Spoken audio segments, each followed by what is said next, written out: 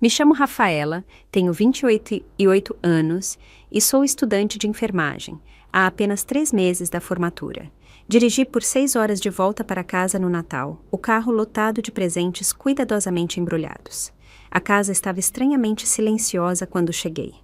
Sem decorações, sem a bagunça habitual, apenas vovó Elvira na cozinha, comendo sobras de Chester no micro-ondas. Na geladeira, um bilhete escrito às pressas. Usamos seu empréstimo de R$ 25 mil para um cruzeiro em família no Nordeste. Cuide da vovó, voltamos em 4 dias. Te amamos. A vovó me olhou e disse calmamente: vamos resolver isso. Eu apenas assenti. 4 dias depois, eles estavam implorando. Antes de continuar a história, me conte nos comentários de onde você está assistindo. Dê um like e se inscreva se quiser saber como minha família aprendeu a lição sobre tirar vantagem da pessoa errada. Acredite, o que aconteceu em seguida mudou tudo. Eu cresci em Belo Horizonte, Minas Gerais, no que eu chamaria de uma família de classe média. Meu pai, Henrique, trabalhava com vendas, um tipo de emprego com comissões imprevisíveis, o que significava que em alguns meses vivíamos confortavelmente e em outros, mal nos virávamos. Minha mãe, Diana, era recepcionista de meio período em um consultório odontológico e gastava mais do que ganhava. Meu irmão, João, 2 anos mais velho, e minha irmã, Olívia, 3 anos mais nova, completavam nossa família. Bem, eles e a vovó Elvira, que se mudou para cá depois que meu avô morreu, quando eu tinha 10 anos. A vovó era a presença constante e confiável em nosso lar financeiramente caótico. Enquanto meus pais passavam por montanhas russas emocionais e financeiras, Elvira mantinha uma abordagem calma e prática da vida. Ela me ensinou a fazer um orçamento, economizar e planejar para imprevistos, lições que meus pais nunca pareciam absorver, apesar de suas tentativas de orientá-los. Nosso relacionamento era especial. Nas noites em que minha mãe e meu pai discutiam sobre dinheiro, eu me esgueirava para o quarto dela, que ficava na edícula, e ela me contava histórias de sua juventude ou me ajudava com o dever de casa. Você tem uma cabeça boa, Rafinha, ela dizia. Você vai quebrar esse ciclo. E eu tentei. Depois do ensino médio, fui aceita na faculdade de enfermagem em São Paulo. Trabalhava em vários empregos para me sustentar. Servia mesas de manhã, trabalhava na biblioteca da universidade à tarde e fazia turnos de fim de semana em um asilo. Cada centavo contava, pois eu precisava equilibrar a mensalidade, o aluguel de um kitnet minúsculo, os livros e as necessidades básicas. O empréstimo de R$ 25 mil era para meu último semestre, cobrindo as rotações clínicas e as provas de certificação. Eu tinha evitado dívidas por quase 4 anos, mas esses requisitos finais eram impossíveis de pagar apenas com meus empregos. O empréstimo representava minha linha de chegada, o último obstáculo financeiro, antes de me tornar uma enfermeira registrada com uma renda estável. Minha família tinha um histórico de irresponsabilidade financeira que ocasionalmente se infiltrava na minha vida cuidadosamente planejada. Uma vez, meu pai pegou meu primeiro carro emprestado, um Celta usado que eu tinha economizado por 2 anos, e o devolveu com a transmissão danificada, algo que ele não podia pagar para consertar. Minha mãe teve emergências que exigiam empréstimos que ela raramente devolvia. João pegou dinheiro emprestado para livros didáticos em um semestre e só me pagou de volta 3 meses depois, quando eu já tinha precisado usar o cartão de crédito para comprar os meus próprios livros. Olívia, uma vez, pegou meu cartão de crédito para o que ela alegou ser uma emergência de material escolar, mas, na verdade, usou para comprar ingressos para um show. Em todas as vezes, eu os perdoei. Eles eram minha família e, apesar de todos os seus defeitos, eu os amava. Vovó Elvira balançava na cabeça e me lembrava: amar não significa ser capacho, Rafinha. Mas eu sempre arrumava desculpas para eles. O Natal era especial para mim. Crescendo, mesmo nos anos mais difíceis, meus pais se esforçavam para criar memórias mágicas de festas. A casa se transformava com luzes e decorações. O cheiro dos biscoitos de Natal da minha mãe enchia o ar, e por alguns dias as tensões financeiras pareciam distantes. Como adulta, eu mantive meu amor pela data, economizando cuidadosamente ao longo do ano para comprar presentes atenciosos para todos. Neste Natal em particular, eu tinha feito um orçamento ainda mais cuidadoso. Para minha mãe, encontrei um broche antigo que lembrava um que sua avó tinha. Para meu pai, uma edição rara de seu livro de faroeste favorito. João ganharia fones de ouvido de alta qualidade para sua carreira de produtor musical. E Olívia, uma pasta de couro para seus projetos de arte. Para a vovó Elvira, eu tinha gastado um pouco mais em um suéter de cachemir e digitalizado todas as nossas fotos de família em um porta-retratos digital. Nas semanas que antecederam o feriado, tive várias conversas com minha família. Ninguém mencionou planos de viagem. Minha mãe falou sobre o encontro de troca de biscoitos de seu grupo da igreja. Meu pai reclamou das metas de vendas de fim de ano e discutimos quem iria buscar a tia Alzira na rodoviária na véspera de Natal. Nossa tradição parecia segura.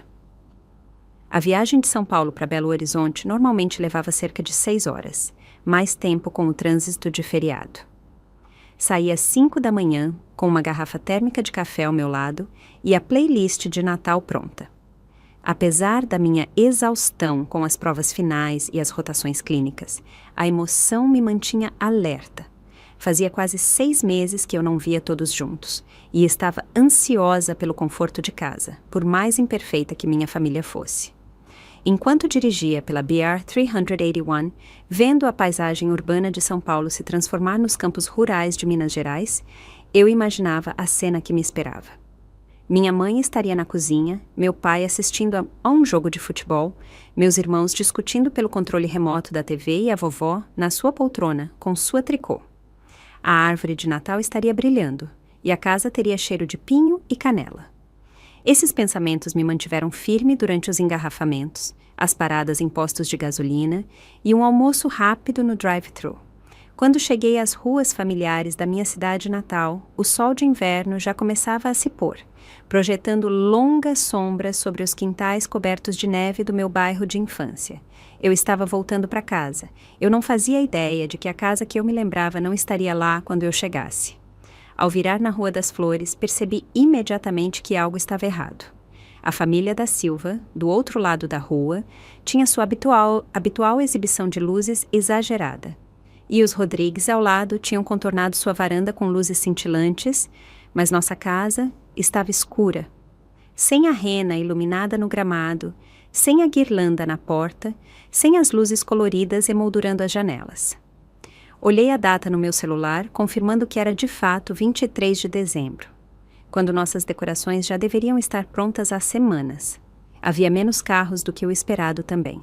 Apenas o velho Gol do meu pai na garagem, quando eu esperava ver o Palio da minha mãe, o Celta velho de João e talvez a picape do namorado de Olívia. Um nó se formou no meu estômago enquanto eu estacionava atrás do Gol. Com os braços cheios de sacolas de presentes e malas, subi pela calçada, notando a fina camada de neve intacta, o que era estranho, já que meu pai era meticuloso em limpá-la. Eu equilibrei os pacotes precariamente, enquanto abria a porta da frente. "Oi, cheguei!" eu chamei, entrando em uma sala de estar sem decorações, sem árvore no canto, sem guirlanda na escada, sem presépio na lareira. A casa tinha o cheiro levemente abafado de algo fechado por muito tempo, com um leve cheiro de comida de micro-ondas. "Na cozinha, querida", veio a voz da vovó Elvira, o único elemento familiar nesse retorno inesperadamente estranho. Deixei minhas malas no corredor e segui sua voz, encontrando-a na mesa da cozinha com um prato de Chester e farofa de micro-ondas. Ela usava um de seus vestidos de ficar em casa, em vez de uma de suas roupas especiais de feriado. "Vovó, cadê todo mundo? O que aconteceu com as decorações?" perguntei, o nó no meu estômago se apertando. Seu rosto, marcado por 82 anos de vida, tinha uma expressão que eu não conseguia decifrar, algo entre constrangimento e raiva. "Ah, Rafinha, sinto muito que você tenha chegado em casa e encontrado isso. Eles foram embora ontem." "Foram? O que você quer dizer com foram? Para onde eles foram?" Ela gesticulou com o garfo para a geladeira. "Veja você mesma." Preso debaixo de um ímã de geladeira de bonito, estava um bilhete com a letra distinta da minha mãe, completo com seus rabiscos de flores nas margens. Eu o peguei e li. Rafinha, querida. Uma oferta incrível de última hora para um cruzeiro no Nordeste. Não podíamos perder. Usamos o seu dinheiro do empréstimo. Espero que não se importe. Considere isso nosso presente de Natal em família. Cuidamos das contas quando voltarmos. A vovó não conseguiu ir por causa dos problemas de mobilidade, então, por favor, cuide dela. Voltamos em 4 dias. Amamos muito você, mãe, pai, João e Lívia. Beijos e abraços. Eu li o bilhete 2 vezes, certa de que tinha entendido errado. O tom casual, os corações pontuando os is, como se pegar emprestado R$ 25 mil sem permissão fosse o mesmo que pegar um suéter. Eles... Eu nem consegui terminar a frase. Foram embora ontem à tarde, a vovó completou, sua voz tensa. Logo depois que reservaram o cruzeiro de última hora, disseram que receberam um e-mail sobre uma oferta por cancelamento. Pagaram, arrumaram as malas e se foram em 3 horas. Eles nem sequer tiraram as decorações de Natal, simplesmente nunca as colocaram em primeiro lugar. Eu me encostei na geladeira, com o bilhete amassado na minha mão. Mas meu dinheiro do empréstimo era para o meu último semestre, para minhas aulas e certificação. Como eles puderam simplesmente pegar? Você mencionou que o dinheiro tinha saído semana passada quando ligou. A vovó disse calmamente. Diana perguntou se você ainda usava a conta conjunta que seus pais abriram quando você foi para a faculdade. A ficha caiu como um golpe físico. A conta tinha sido aberta quando eu tinha 18 anos, com meus pais como corresponsáveis para emergências. Eu nunca tinha me dado ao trabalho de removê-los, usando a conta principalmente para meus empréstimos estudantis e despesas maiores, enquanto meus gastos diários vinham de uma conta pessoal separada. Eles não podiam simplesmente pegar, eu disse. Mas mesmo enquanto as palavras saíam da minha boca, eu sabia que podiam. E eles tinham feito isso. Meu celular vibrou com uma notificação. Com os dedos dormentes, eu o abri e encontrei uma foto de família em uma rede social. Lá estavam eles, os 4, parados no convés de um navio de cruzeiro, usando colares de flores e segurando bebidas tropicais. Férias de Natal surpresa. Muito abençoados, dizia a legenda da minha mãe, postada apenas 30 minutos antes. Eles nem te levaram, eu disse para a vovó, a traição se aprofundando enquanto eu olhava para sua forma frágil na mesa da cozinha. O médico disse que meu quadril não aguentaria o navio, e eles não queriam cancelar a diversão deles. Ela respondeu com um sorriso amargo que não tinha humor algum. Seu pai disse que me traria uma lembrancinha. Eu me senti fisicamente mal, uma onda de náusea me dominando à medida que as implicações se registravam por completo. Minhas pernas ficaram fracas e me agarrei ao balcão para me equilibrar. Rafinha, sente-se antes que caia, a vovó ordenou, de repente toda pragmática. Eu obedeci automaticamente, me jogando em uma cadeira da cozinha. Eles me roubaram, eu sussurrei, ainda incapaz de processar completamente. Minha própria família me roubou. Sim, eles roubaram, a vovó concordou, sem floreios em seu tom. Para minha surpresa, ela parecia mais zangada do que na defensiva de seu filho e sua família. E vamos resolver isso.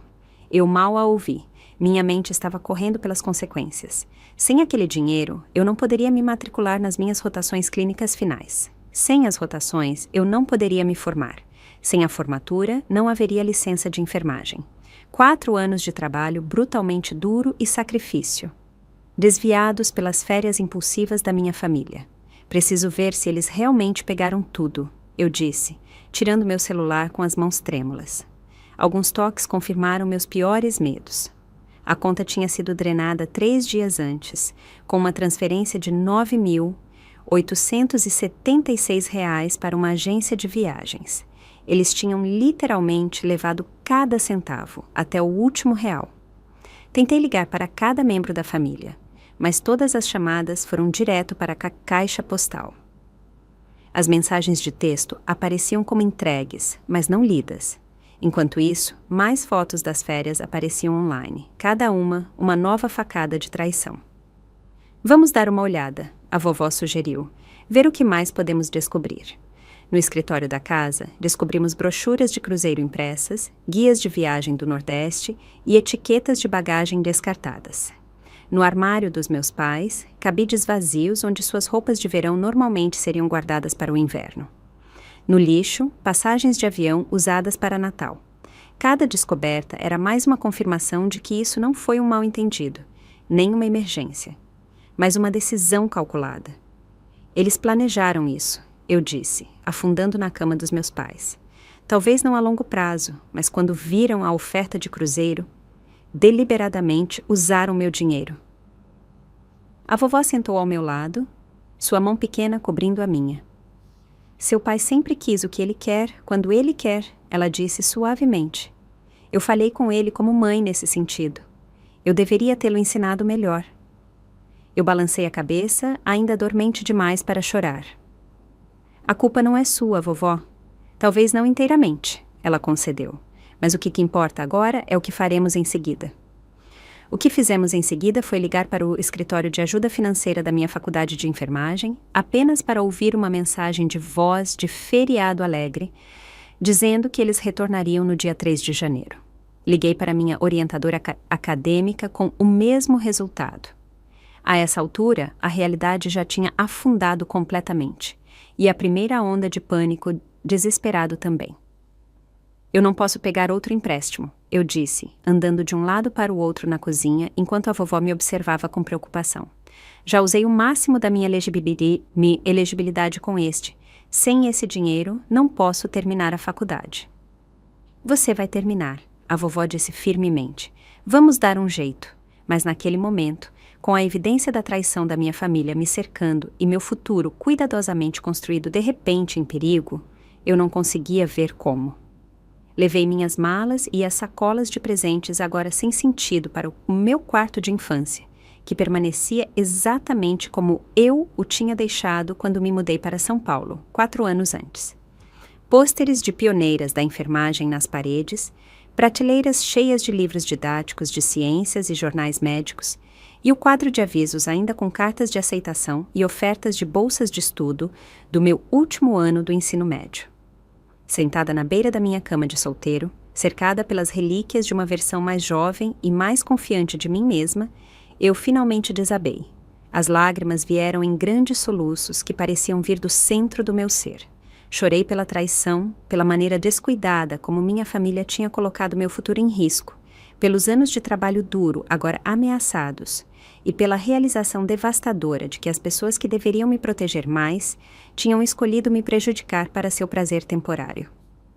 Uma batida suave na porta, e a vovó Elvira entrou, carregando uma caneca fumegante de chá de camomila. Seu próprio remédio para todos os problemas da vida. Sem uma palavra, ela a colocou na mesinha de cabeceira e sentou-se ao meu lado. Seu pequeno corpo mal criando um afundamento no colchão.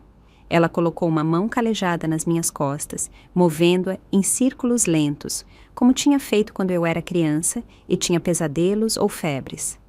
Deixe tudo sair, Rafinha, ela murmurou. Você merece essas lágrimas.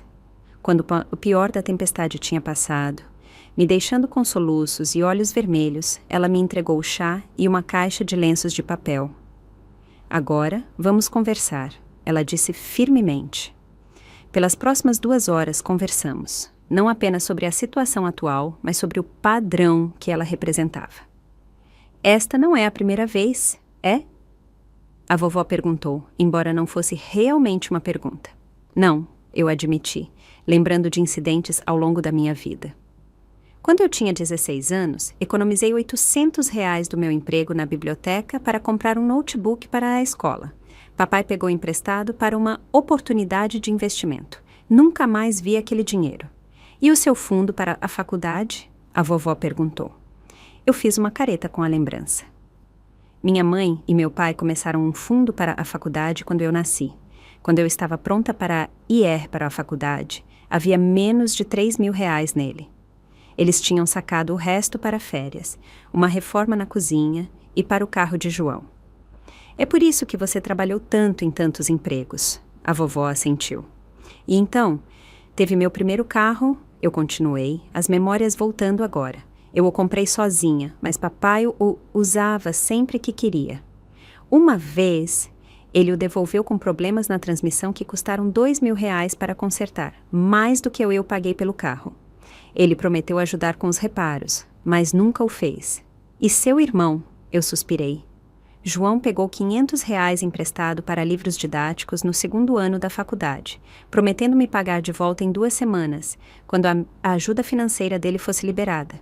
3 meses e dezenas de lembretes depois, ele finalmente me pagou, mas a essa altura eu tinha colocado meus próprios livros em um cartão de crédito e estava pagando juros.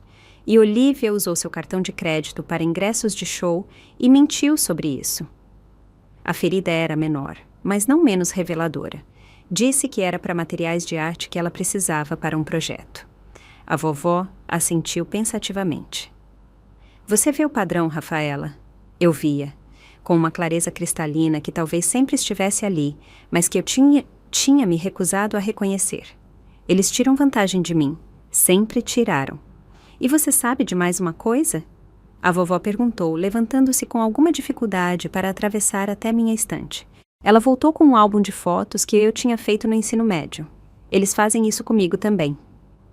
Enquanto folheávamos as fotos antigas de família, a vovó revelou suas próprias histórias.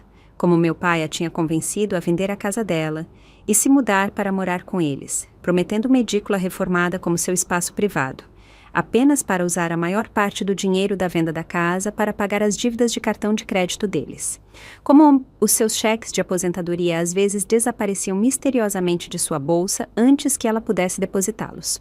Como suas joias tinham sumido gradualmente ao longo dos anos, incluindo sua aliança de casamento durante 1 mês, financeiramente particularmente difícil. Por que você nunca disse nada? Eu perguntei, chocada com essas revelações. Pela mesma razão que você, eu acho, ela disse com um sorriso triste. Amor, vergonha, a esperança de que da próxima vez seria diferente. Meu celular vibrou novamente. Mais notificações de redes sociais. Eu as abri e encontrei fotos da minha família fazendo tirolesa por uma floresta tropical, nadando com golfinhos, desfrutando de um jantar formal na mesa do capitão.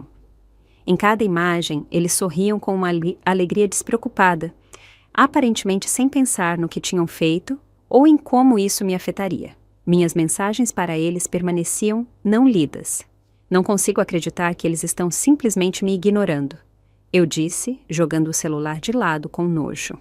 Eles sabem o que fizeram é errado, a vovó disse firmemente. É mais fácil fingir que está tudo bem do que enfrentar as consequências. Passei o resto da noite em um estado de torpor, fazendo ligações que iam para a caixa postal, enviando e-mails que recebiam respostas automáticas sobre o recesso de fim de ano, e calculando e recalculando minhas finanças para encontrar uma solução que não existia. Sem aquele dinheiro do empréstimo, eu estava quase R$ 5.000 abaixo do que precisava para meu último semestre, mesmo depois de esvaziar minha modesta poupança. Dormir era impossível. Fiquei acordada na minha cama de infância, olhando para as estrelas que brilhavam no escuro que eu tinha arranjado em constelações precisas no meu teto aos 12 anos. Minha mente corria com pensamentos de medo. Eu teria que desistir tão perto da formatura? Tirar um semestre de folga para economizar dinheiro, perdendo minha posição nas rotações clínicas competitivas? Implorar a faculdade por assistência de emergência? Cada opção parecia impossível ou humilhante. Em algum momento, depois da meia-noite, ouvi a vovó no telefone no corredor, sua voz estranhamente aguda. Henrique Jesus da Costa, atenda este telefone agora. Eu sei que o navio tem sinal. Uma pausa. Não vou ligar de volta amanhã. Ponha a Diana na linha também. Quero que os dois ouçam isso. Outra pausa. O que vocês fizeram com a Rafaela é desprezível e haverá consequências quando vocês voltarem. A voz dela baixou demais para que eu ouvisse o resto. Eventualmente, a exaustão me venceu e caí em sonhos perturbados, onde eu estava me afogando em um oceano de papelada de empréstimos estudantis, enquanto minha família navegava em um navio de cruzeiro de luxo, acenando e rindo enquanto eu pedia ajuda. A manhã não trouxe alívio. Acordei com a dura percepção de que tinha exatamente 15 dias para, de alguma forma, conseguir quase R$ 25.000 ou minha graduação em enfermagem. E o futuro estável que ela prometia seriam, na melhor das hipóteses, adiados. E na pior, perdidos. Com movimentos robóticos, tomei banho e me vesti. Depois desci, onde o som de atividade na cozinha indicava que a vovó já estava acordada. Você parece que foi atropelada por um caminhão, ela observou diretamente quando eu entrei. E é assim que me sinto, eu murmurei, alcançando a cafeteira. Sente-se, ela ordenou. Eu estive pensando. Eu obedeci, emocionalmente exausta demais para fazer o contrário. A dormência emocional do choque tinha se instalado sobre mim, uma calma estranha após a tempestade de lágrimas de ontem. Eu me sentia oca, esvaziada, desconectada da estudante de enfermagem brilhante e ambiciosa que tinha dirigido para casa apenas 24 horas antes. A vovó colocou um prato de ovos mexidos e torrada na minha frente. Coma enquanto eu falo, ela instruiu. Você vai precisar de força. Acordei na manhã seguinte com o aroma de café e algo doce assando. Por um momento feliz, esqueci tudo, pensando que talvez tudo tivesse sido um pesadelo. Então a realidade voltou e a sensação de vazio retornou ao meu estômago. Arrastando-me para fora da cama, encontrei a vovó Elvira já vestida com um de seus belos tailleurs, com o cabelo branco bem penteado e maquiagem aplicada. Ela estava sentada à mesa da cozinha, cercada por cadernos com meu notebook aberto à sua frente. Um prato de pãezinhos de canela frescos estava esfriando no balcão. Você acordou, ela notou sem desviar o olhar da tela. O café está fresco, pegue um pouco e se junte a mim. Eu servi uma caneca de café e peguei um pãozinho de canela, embora tivesse pouco apetite. Você parece cheia de energia, eu comentei, observando sua eficiência matinal incomum. Estou, ela confirmou, finalmente olhando para cima. Seus olhos atrás dos óculos de leitura estavam claros e determinados. Acordei às 5, planejando. Planejando o quê? Operação Consequência, ela respondeu com satisfação sombria, virando o notebook para mim. Para minha surpresa, ela tinha criado uma planilha detalhada com várias abas. Sei que isso é um choque, mas sua avó não é totalmente inepta tecnologicamente. Eu tenho feito aulas no centro comunitário há anos.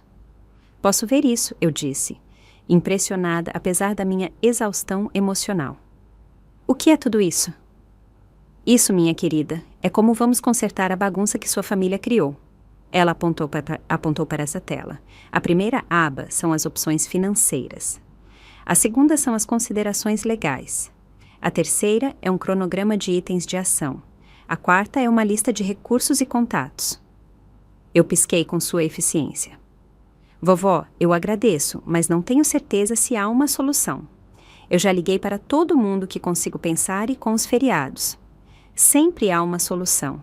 Ela me interrompeu firmemente. Pode não ser fácil ou confortável, mas sempre há um caminho a seguir. Ela então delineou sua estratégia. Primeiro, revelou que tinha uma modesta poupança que mantinha em segredo dos meus pais. Não é uma fortuna, entenda, ela esclareceu, mas é o suficiente para cobrir temporariamente as necessidades da sua faculdade se não pudermos recuperar o dinheiro a tempo. Vovó, não, eu protestei imediatamente. Esse é o seu dinheiro para a aposentadoria. Não posso pegar isso. Você não vai pegar, ela corrigiu. Eu estou te emprestando com a devida documentação e sua família vai me pagar de volta cada centavo, com juros. O aço em sua voz deixou claro que isso não era negociável. Além disso, ela continuou mais gentilmente. De que adianta economizar para o meu futuro se eu não posso ajudar a garantir o seu? Você é a única nesta família que mostrou real responsabilidade e ambição. Meu investimento em você é o mais seguro que eu poderia fazer. Lágrimas ameaçaram novamente, mas de um tipo diferente. Não sei o que dizer. Diga que vai parar de ser capacho, ela respondeu diretamente. O amor sem limites cria monstros, Rafaela. Eu aprendi isso tarde demais com seu pai. Você tem a chance de aprender agora. Na próxima hora, ela compartilhou sua própria história em mais detalhes do que eu jamais tinha ouvido antes. Como ela tinha permitido os maus hábitos financeiros do meu pai desde a infância, cedendo às suas exigências e birras, arrumando desculpas para sua irresponsabilidade, limpando suas bagunças. Como meu avô a tinha avisado que eles estavam criando um adulto mimado. Mas ela não tinha escutado. Como ela tinha visto o padrão se repetir com meus irmãos. Sua mãe não é melhor, ela acrescentou. Diana tem gostos de champanhe e bolso de cerveja. Sempre teve. Eles se incentivam nas piores tendências um do outro. Mas o que podemos fazer agora? Eu perguntei. Mesmo se garantirmos o dinheiro da minha faculdade, eles ainda pegaram meu dinheiro. Isso nos leva à fase 2, a vovó disse, virando para outra aba da planilha. Consequências práticas. O plano dela era abrangente. Descobrimos que em sua partida apressada, minha família tinha deixado várias pontas soltas. Eles tinham levado todas as chaves de casa, mas não tinham mudado o código de segurança. Tinham deixado a geladeira quase vazia, várias contas não pagas no balcão e não tinham feito arranjos para a coleta de correspondência ou outros assuntos domésticos. Eles presumiram que você cuidaria de tudo, a vovó observou, como você sempre fez. O plano de operação consequência dela abordava tudo isso e mais. Ela tinha pesquisado as implicações legais do uso não autorizado de dinheiro de empréstimo estudantil. Ela tinha ligado para o serviço de atendimento ao cliente da companhia de cruzeiro naquela manhã, fingindo ser minha mãe, e confirmado os arranjos de retorno. Ela tinha contatado sua amiga Teresa, uma advogada aposentada, para aconselhamento sobre a redação de um acordo de reembolso. Precisamos estar prontas quando eles voltarem, ela explicou. Nada de cenas emocionais, sem acusações que eles possam ignorar. Apenas consequências calmas e firmes, sem espaço para negociações. O plano se desenrolou com precisão militar. Primeiro, uma ligação para um chaveiro para trocar todas as fechaduras externas da casa. Eles levaram as chaves, mas nos deixaram para trás, a vovó raciocinou. Claramente, eles perderam os privilégios de entrada sem a nossa aprovação. Em seguida, um inventário cuidadoso dos itens de valor na casa para guardá-los. Não que eu ache que eles venderiam heranças de família, a vovó disse, mas é melhor prevenir do que remediar, dado o comportamento atual deles.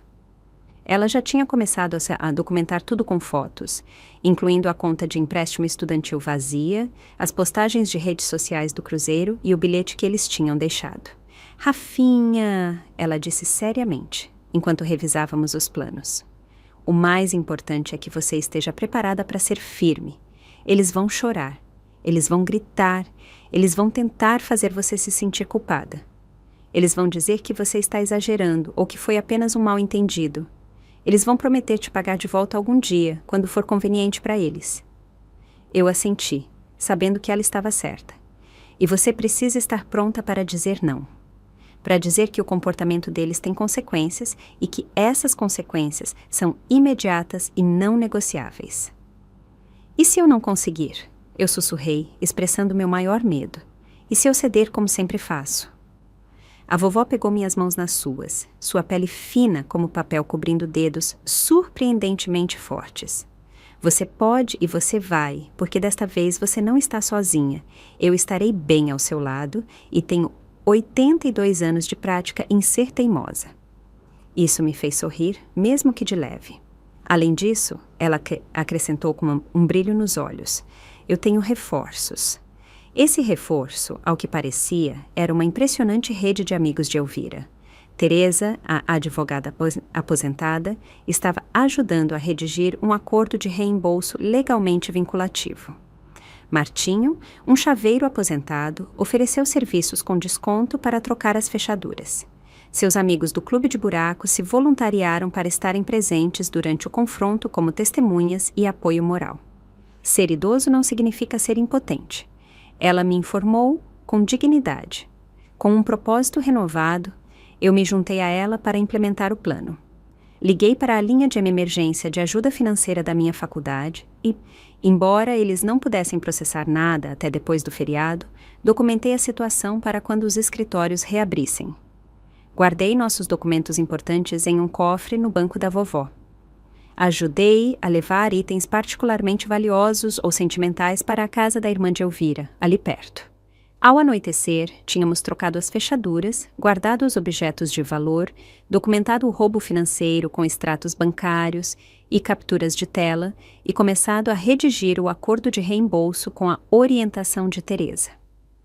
Agora, a parte mais difícil, a vovó disse enquanto nos sentávamos para um jantar simples. A preparação emocional. Ela estava certa.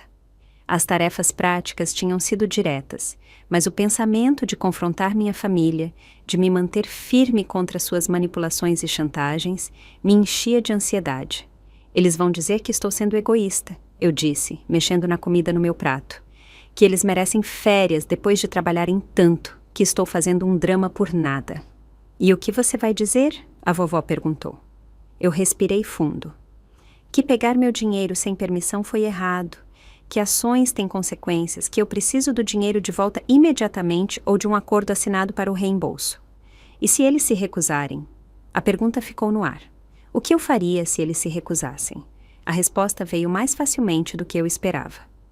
Então, eu vou registrar um boletim de ocorrência por roubo e entrar em contato com a faculdade para denunciar o uso fraudulento de fundos de empréstimo estudantil.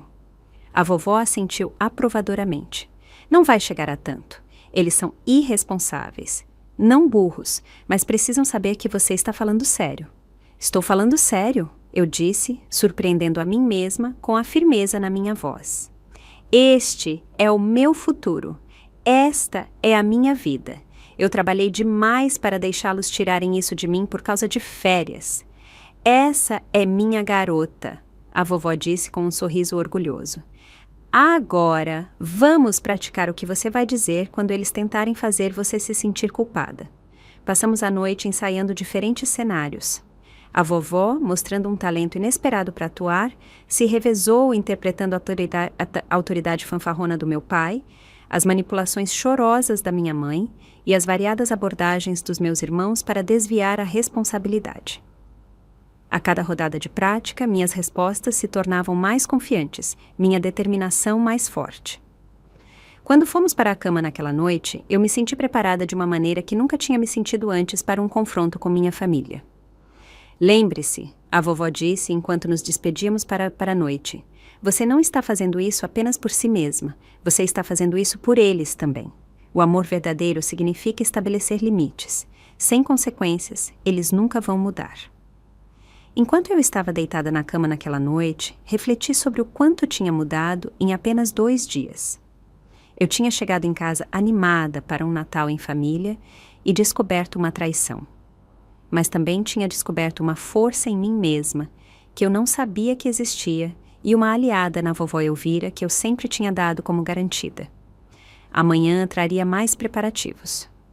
O dia seguinte, minha família voltaria e nada mais seria o mesmo. O primeiro dia do nosso plano amanheceu frio e claro. A vovó e eu tomamos café da manhã cedo, revisando nosso cronograma. O chaveiro chega às 9. Ela me lembrou, verificando sua agenda cuidadosamente escrita. Martinho nos deu a primeira visita do dia. E Teresa vem às 11 para finalizar o acordo de reembolso. Eu adicionei, sentindo uma estranha calma substituir a ansiedade de ontem. Ter um plano concreto tornava tudo mais gerenciável. Martinho chegou pontualmente, um homem magro de 70 e poucos anos, com mãos calejadas e olhos afiados. A Elvira me contou tudo, ele disse enquanto eu lhe mostrava as portas. É uma coisa terrível a família se aproveitar assim. Aconteceu com meu sobrinho também. Em pouco menos de 2 horas, ele tinha trocado todas as fechaduras externas e instalado um novo teclado eletrônico na porta da frente que poderia ser reprogramado conforme a necessidade. Um código temporário por enquanto, ele explicou, mostrando-me como trocá-lo. Depois que sua família se acertar, você pode decidir quem terá acesso permanente. O simbolismo não passou despercebido por mim. Pela primeira vez na minha vida, eu controlaria quem entraria naquele espaço, em vez de estar à mercê das decisões dos outros. Depois que Martinho saiu, a vovó e eu documentamos cuidadosamente a condição da casa com fotos e vídeos, criando provas de como a tínhamos encontrado na minha chegada. As salas sem decoração, a geladeira quase vazia, as contas não pagas no balcão, tudo capturado para o registro. Teresa chegou em seguida, uma mulher distinta de 60 e poucos anos, com o cabelo prateado cortado em um chanel afiado e óculos de leitura na ponta do nariz. Ela carregava uma pasta de couro e uma atitude sem rodeios. Elvira me explicou a situação, ela disse, recusando ofertas de café ou chá. Vamos direto ao ponto. O acordo de reembolso que ela redigiu era abrangente. Ele descrevia o saque não autorizado de R$ 25 mil da minha conta, estabelecia um cronograma de pagamento com juros modestos e incluía consequências para pagamentos perdidos, incluindo possível ação legal. Isso é apenas um ponto de partida para uma negociação, Teresa explicou. Mas comecem de uma posição de força. Eles tiraram vantagem de você, não o contrário. Depois que Teresa saiu, nos concentramos em preparativos práticos. Fomos ao supermercado, enchendo a geladeira com o básico. Pegamos a correspondência que tinha se acumulado e pagamos as contas urgentes, mantendo registros cuidadosos dessas despesas para adicionar ao total do reembolso. Adicione a conta deles, a vovó disse, sombriamente, enquanto escrevíamos um cheque para a conta de luz atrasada. Ao anoitecer, tínhamos protegido a casa, documentado tudo e preparado a papelada formal. Senti uma confiança crescente, como se estivesse vestindo uma armadura, peça por peça. Bom trabalho hoje, a vovó disse enquanto comíamos um jantar simples. Amanhã nos concentraremos no planejamento de contingência. O segundo dia trouxe novos desafios. Minha mãe postou mais fotos do cruzeiro, incluindo uma com a legenda: as melhores férias em família de todas, tão grata por este tempo juntos. A crueldade casual de excluir a vovó e a mim da família, enquanto usavam meu dinheiro, doeu muito. Mais preocupante, meu banco me notificou de tentativas de cobrança no meu cartão de crédito da loja de presentes do navio de cruzeiro. Elas tinham sido negadas por falta de crédito disponível, mas a tentativa indicava que minha família agora estava tentando usar meu cartão de crédito também. Inacreditável, eu disse, mostrando a notificação à vovó. Eles roubam R$ 25 mil e ainda tentam cobrar mais. O privilégio gera privilégio, ela respondeu sem surpresa. Ligue para a operadora do cartão e denuncie a tentativa de fraude. Eu o fiz, explicando a situação a um representante do serviço de atendimento ao cliente que, solidário, colocou um bloqueio temporário no cartão e anotou a conta para monitoramento. O resto do dia foi dedicado a organizar nossa documentação em pastas claramente identificadas e a nos prepararmos para possíveis resultados. A amiga da vovó, Beth, uma assistente social aposentada, veio nos ajudar a praticar como lidar com confrontos emocionais. Eles vão tentar te pressionar, ela avisou. Eles sabem exatamente quais botões apertar porque foram eles que os instalaram. Nós encenamos mais cenários, com Beth assumindo o papel da minha mãe com uma precisão assustadora, cheia de acusações chorosas e chantagem emocional. Depois de tudo o que sacrificamos por você, ela lamentou, imitando minha mãe perfeitamente. É assim que você nos retribui? Trocando as fechaduras da nossa própria casa. A cada rodada de prática, eu treinava para responder calmamente, mas com firmeza. Não se trata de sacrifícios passados. Trata-se dos R$ 25 mil retirados da minha conta sem permissão. Podemos discutir o acesso à casa depois de resolver a questão financeira. Ao anoitecer, eu me sentia emocionalmente mais forte, embora a ansiedade ainda estivesse presente. Verificando o site de rastreamento do cruzeiro, confirmamos que o navio estava na programação para retornar a Natal no dia depois de amanhã. Quase na hora, a vovó disse, apertando minha mão. O terceiro dia se concentrou nos preparativos finais e no planejamento de contingência. E se eles se recusassem a assinar o acordo? E se fizessem um escândalo que envolvesse os vizinhos ou até a polícia? E se eles simplesmente fossem embora? Para cada cenário, desenvolvemos uma resposta. As opções legais foram documentadas. Um carro de aluguel foi reservado para o caso de precisarmos sair rapidamente. As pessoas de apoio foram confirmadas para o confronto. Lembre-se, a vovó disse enquanto revisávamos tudo uma última vez. Não estamos fazendo isso para puni-los. Estamos fazendo isso para estabelecer limites e consequências. Eu assenti. Embora uma parte de mim quisesse puni-los por sua traição casual, pela maneira impensada como eles tinham arriscado meu futuro para seu prazer, por deixarem a vovó para trás, sem os devidos cuidados. Naquela noite, uma mensagem de texto finalmente chegou da minha mãe. Tendo o tempo mais incrível de todos, voltando para casa amanhã, uma pequena emergência com o trabalho do seu pai. Vejo você na hora do jantar. Mal posso esperar para contar tudo. Te amo. Nenhuma menção ao meu dinheiro. Nenhuma admissão do que tinham feito. Nenhuma desculpa. E assim começa, a vovó disse quando eu lhe mostrei a mensagem, a farsa de que tudo está normal. Eu não respondi. O quarto dia amanheceu com uma leve neve caindo, adicionando a qualidade surreal da situação. Este deveria ter sido o dia de Natal, com a família reunida em volta de uma árvore abrindo presentes.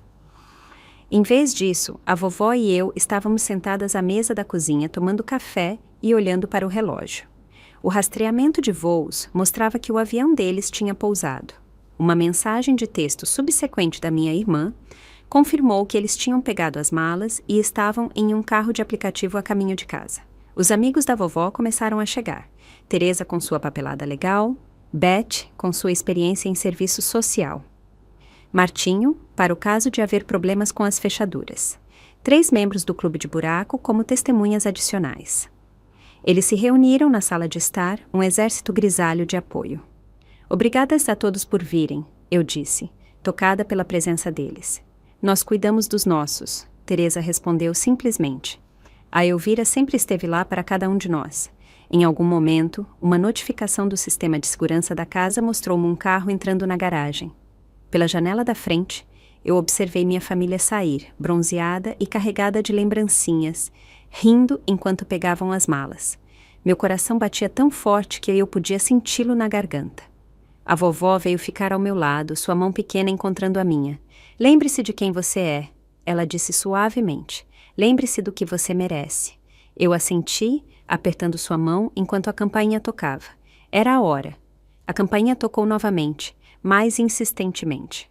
Eu respirei fundo, troquei um último olhar com a vovó e me movi para a janela da frente em vez da porta. Puxando a cortina levemente, pude ver minha família na varanda, meu pai já pegando suas chaves. Rafinha! Minha mãe chamou, me vendo pela janela. Chegamos em casa. Abra! Está congelando aqui fora. Eu apertei o botão do interfone no novo sistema de segurança. Posso ver, eu respondi, minha voz mais firme do que eu esperava. Por que as chaves de vocês não estão funcionando? O rosto do meu pai apareceu na janela, sua expressão confusa, depois zangada. Mas que inferno! Você trocou as fechaduras? Sim, eu confirmei simplesmente. Precisamos conversar antes que vocês entrem. Isso é ridículo, ele balbuciou, seu rosto escurecendo por baixo do bronzeado fresco.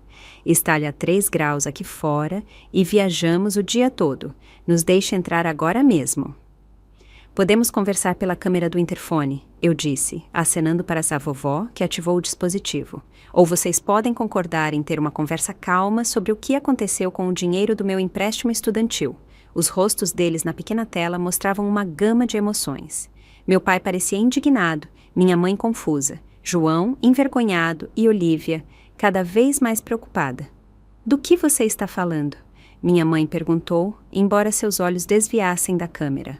Só precisamos entrar. Podemos discutir o que quer que esteja te incomodando depois. Estou falando dos 25 mil reais que vocês pegaram da minha conta sem permissão, eu disse claramente.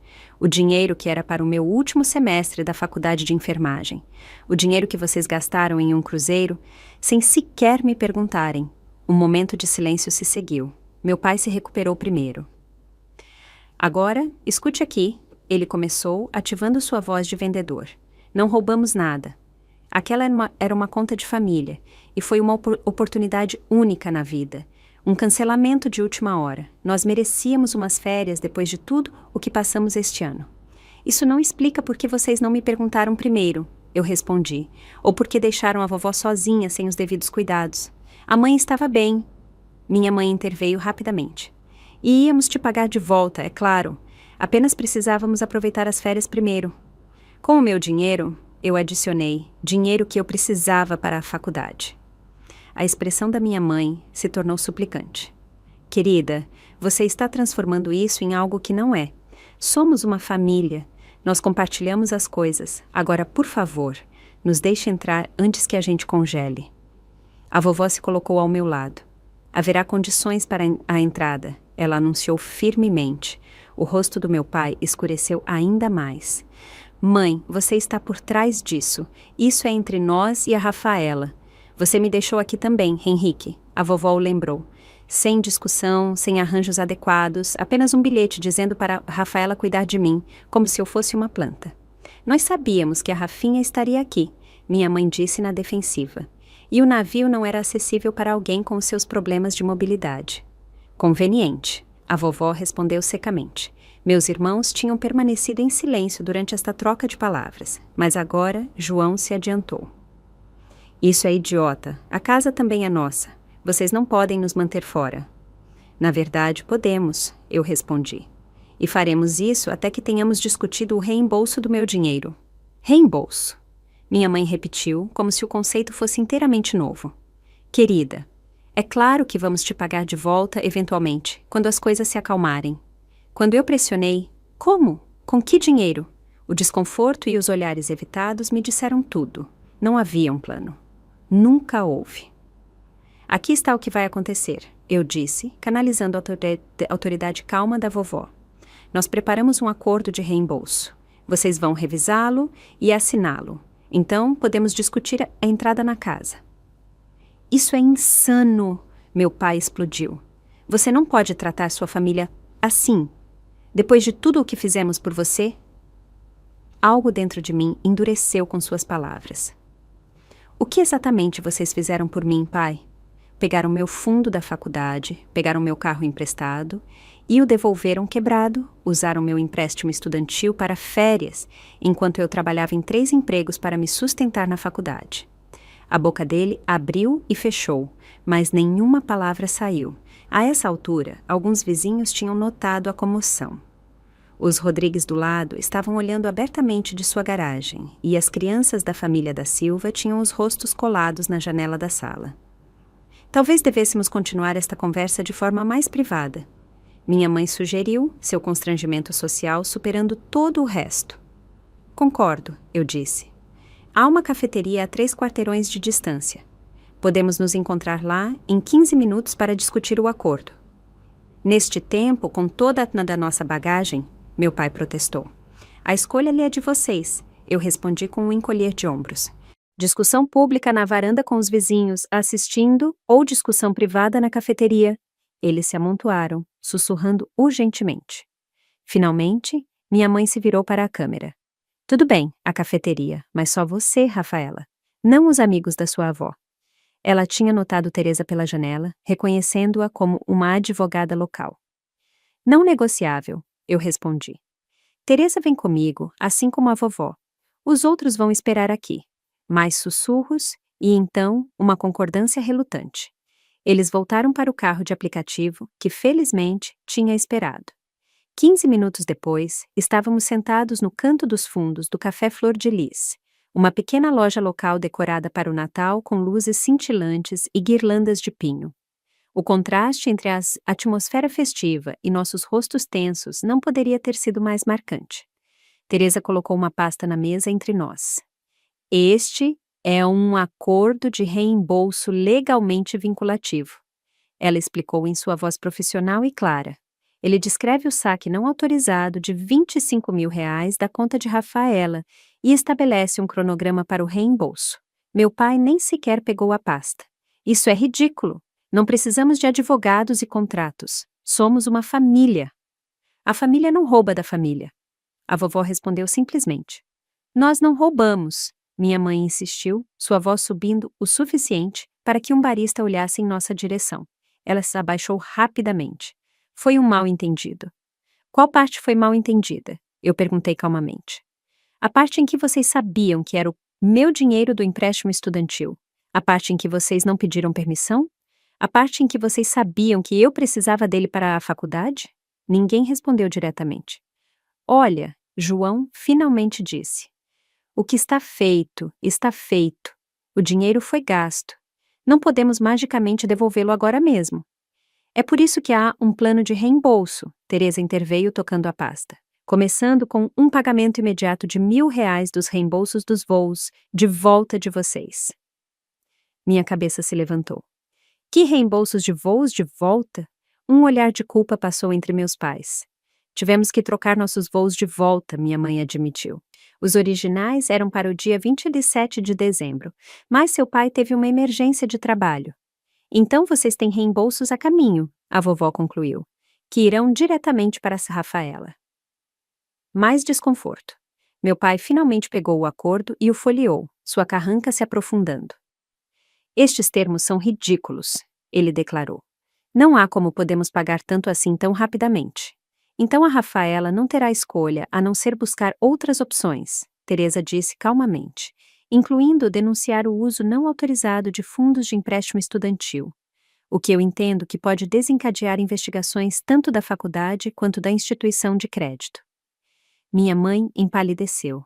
Você não faria isso com sua própria família. Eu não queria, eu disse honestamente. Eu queria voltar para casa para o Natal, passar um tempo com minha família e voltar para a faculdade para terminar meu curso. Vocês foram os que mudaram o plano, não eu. Pela primeira vez, Olivia se manifestou. Mãe, pai, ela está certa. Nós pegamos o dinheiro dela sem perguntar. Isso foi errado. O apoio inesperado da minha irmã criou uma mudança na atmosfera. A resistência da minha mãe desmoronou um pouco. Meu pai parecia menos certo. No mínimo, Teresa continuou, as tentativas de cobrança no cartão de crédito da loja de presentes do Cruzeiro precisam ser abordadas. Que tentativas de cobrança no cartão de crédito? Meu pai perguntou bruscamente, olhando para minha mãe. Ela teve a decência de parecer envergonhada. Talvez eu tenha tentado usar o cartão da Rafinha para algumas lembrancinhas. Achei que não teria problema. Depois de pegar 25 mil reais, vocês tentaram cobrar mais? A vovó perguntou incrédula. A conversa continuou nesse tom por quase 1 hora. Meus pais alternavam entre negação, raiva, minimização e transferência de culpa. João os apoiava em grande parte, enquanto Olivia ficava cada vez mais desconfortável, ocasionalmente oferecendo apoio silencioso à minha posição. Lá fora, a leve neve continuava a cair, acumulando-se nas calçadas e nos para-brisas dos carros. Dentro, o gelo entre nós lentamente começou a rachar. O que acontece se não assinarmos? Meu pai finalmente perguntou, empurrando o acordo para longe. Então vocês não entram em casa, eu disse simplesmente. E eu busco opções legais para recuperar o dinheiro. Você faria sua própria família ficar sem ter onde morar no Natal? Minha mãe perguntou, as lágrimas finalmente aparecendo. Você roubaria o dinheiro da educação da sua filha para um cruzeiro? A vovó rebateu. O impasse se estendeu. Teresa olhou para o relógio de forma enfática. Tenho outro compromisso em 30 minutos, ela disse. Então, uma decisão precisa ser tomada. Meu pai me encarou, talvez me vendo claramente pela primeira vez, não como sua filha complacente que acabaria cedendo, mas como uma mulher defendendo sua posição. Não podemos pagar tudo de uma vez, ele finalmente disse, sua voz menos combativa. O acordo não exige isso, eu apontei. Exige boa fé, pagamento imediato do que vocês podem e um plano estruturado para o resto. Depois de outro silêncio tenso, minha mãe pegou o acordo. Vamos assinar, ela disse baixinho, mas quero que fique registrado que sempre iríamos pagar você de volta. Esta abordagem formal era desnecessária. Eu engoli uma réplica, reconhecendo a pequena vitória. Um por um, eles assinaram o documento, meu pai por último e com visível relutância. Agora podemos ir para casa, João perguntou mal-humorado. Sim, eu disse, pegando os papéis assinados. Mas as coisas serão diferentes. Enquanto caminhávamos de volta pelas ruas cobertas de neve, eu expliquei as novas regras da casa. Eles teriam códigos de entrada temporários, não permanentes. As responsabilidades financeiras seriam claramente documentadas e compartilhadas. Os cheques de aposentadoria da vovó seriam depositados diretamente em sua conta pessoal, não seriam mais administrados pelos meus pais. Isso parece uma punição, minha mãe reclamou. Isso parece uma consequência, eu a corrigi. Há uma diferença. Quando chegamos em casa, os amigos da vovó já tinham partido, exceto por Martinho, que esperou para explicar o novo sistema de segurança. Minha família entrou em seu ambiente doméstico modificado com expressões contidas, absorvendo a ausência de decorações de Natal que eles nunca tinham colocado, os mantimentos práticos em vez de guloseimas de feriado, as contas bem organizadas esperando o pagamento. Bem-vindos de volta, eu disse, sentindo o peso da mudança se instalando sobre todos nós. A primeira noite com minha família de volta em casa foi tensa, para dizer o mínimo. Meus pais se retiraram para o quarto cedo. O peso das consequências visivelmente pesado em seus ombros. João alternava entre o silêncio mal-humorado e tentativas de normalizar a situação com piadas sem graça. Apenas Olivia fez esforços genuínos para reparar o dano, me ajudando a preparar um jantar simples e fazendo perguntas atenciosas sobre os requisitos do meu último semestre. A vovó Elvira manteve sua posição como bússola moral e mediadora, firme, mas não punitiva. Não se trata de fazer alguém sofrer, ela me lembrou em particular enquanto lavávamos a louça juntas. É sobre criar uma mudança. Ao longo da próxima semana, os padrões estabelecidos durante nosso confronto continuaram a se manifestar. Meus pais inicialmente resistiram à nova responsabilidade financeira, reclamando do rastreamento detalhado de despesas e dos pagamentos de contas compartilhados que eu implementei. Meu pai tentou reafirmar o controle várias vezes, tomando decisões unilaterais e depois agindo surpreso quando eu as questionava. Eu sou o chefe desta casa, ele declarou, durante uma discussão particularmente acalorada sobre a conta de luz. E eu sou quem está te responsabilizando, eu retruquei.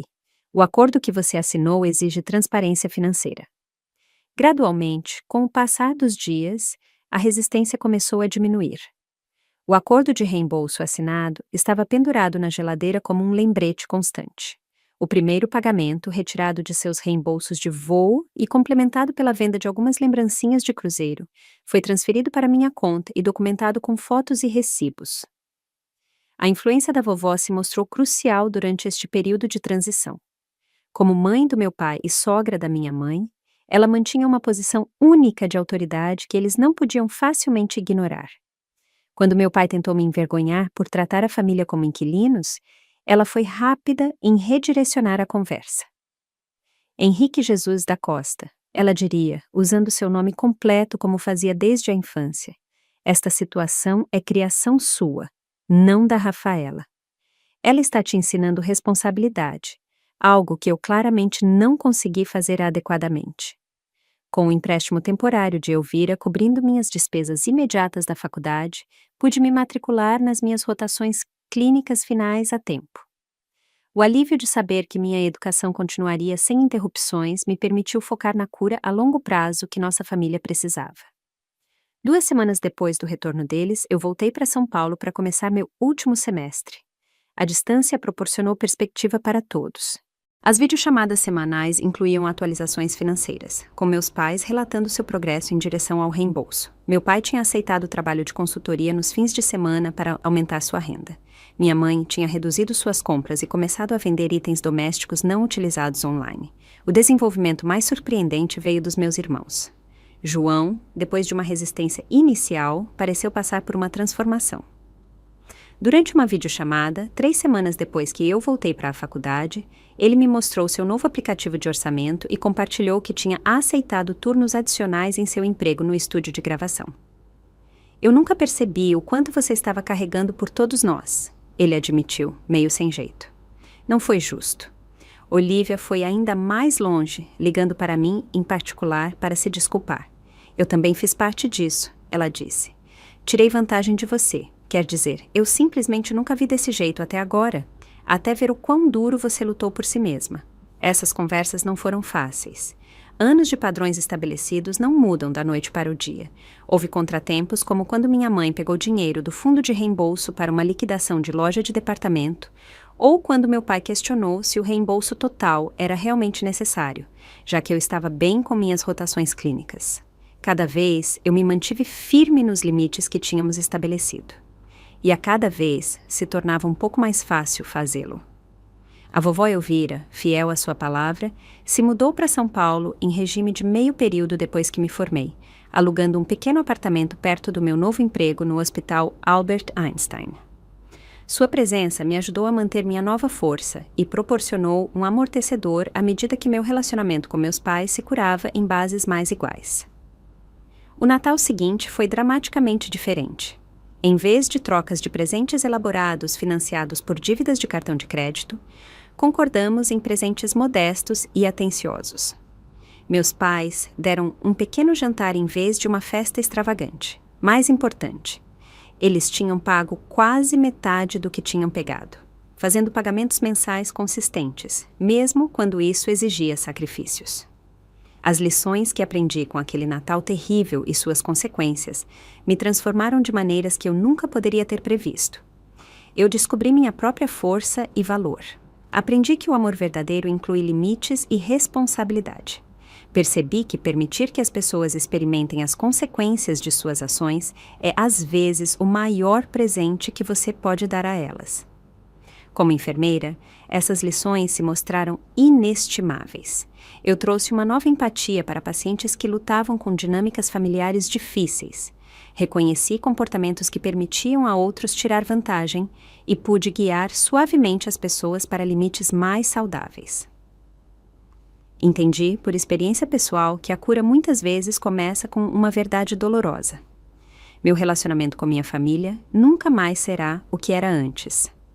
A confiança cega se foi, substituída por algo mais cauteloso, mas, em última análise, mais genuíno. Meus pais ainda lutam com a responsabilidade financeira, mas agora o fazem abertamente, pedindo orientação em vez de se aproveitarem.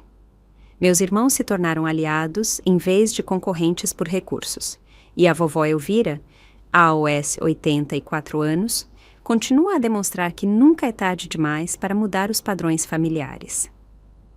Sua coragem em ficar ao meu lado e admitir seu próprio papel em criar o senso de privilégio do meu pai continua sendo um dos maiores atos de amor que eu já testemunhei. Às vezes, o presente de Natal mais valioso não é encontrado debaixo de uma árvore ou em um navio de cruzeiro.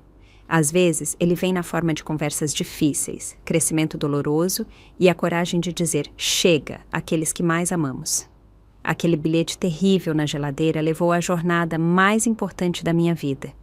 Não através do Caribe, mas através do terreno muito mais desafiador da autoestima e da cura familiar.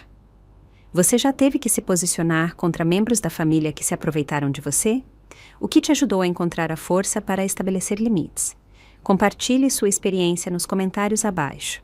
Se esta história ressoou com você, por favor, curta e se inscreva para ouvir mais sobre como navegar em dinâmicas familiares difíceis e construir relacionamentos mais saudáveis. Obrigada por ouvir minha jornada. E lembre-se, às vezes, a coisa mais amorosa que você pode fazer por alguém é responsabilizá-lo. Desejo a todos a força que vocês precisam para estabelecer seus próprios limites nesta temporada de festas.